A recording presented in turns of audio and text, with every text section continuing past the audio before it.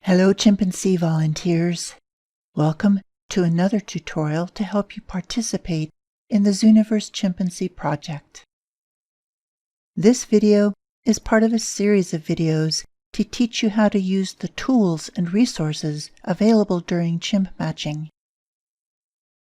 Chances are you've already watched one of the thousands of videos taken using camera traps at each of the chimpanzee research sites. This tutorial describes how to use those videos and their tools to help you in your chimp matching.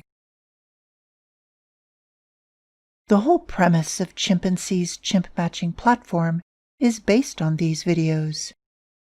As a volunteer, you will view a video and then match the chimpanzees that you see to chimps you will view in another video. The information that you provide will be used to better understand chimpanzee social and population dynamics, so you can be assured that your work is really valuable. Let's get started.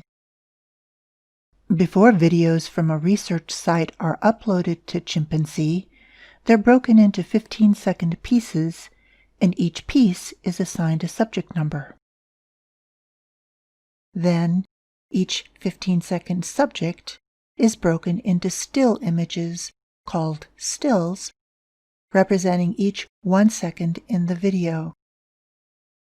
The stills can be viewed by clicking the numbers under the video. To get back to the entire video, click number 1. There are 2 ways to view a video. The video we're looking at here is the view that you'll see when you are in an actual discussion about the video. You can see the discussion if you scroll down below the video. You'll know you are viewing the video within a discussion because the subject number above the video is an active hyperlink. Let's click the subject number. Now you'll see the other view of the video. This view shows the actual subject video itself. This view is larger than the view you had in the discussion, and now you can see the full toolbar below the video. On the left, you can adjust a video's playback speed to 25 or 50% of the original speed. On the right, you can invert the image so that white becomes black and black becomes white in a black and white image, and orange becomes blue and so on in a color image. This can sometimes be useful when you're trying to locate chimps in dense underbrush in a video or to get better clarity of a chimp feature. The I button will show you metadata to identify the site name. You can add the video to your favorites list, or you can organize your videos into collections.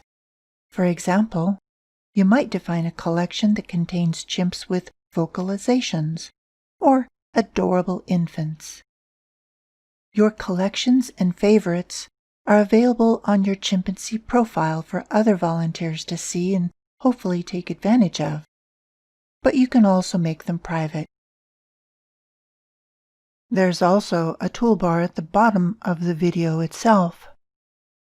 On the left is the Start/Stop button. On the right are buttons to adjust the volume and, most importantly, to fit the image to your full screen. This will be particularly helpful when you're trying to view small details such as ears and noses.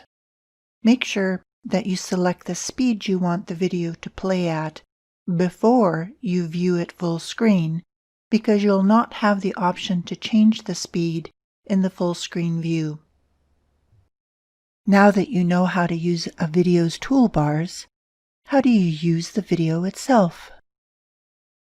During chimp matching, you watch and compare videos to determine if a chimp in each video is the same chimp.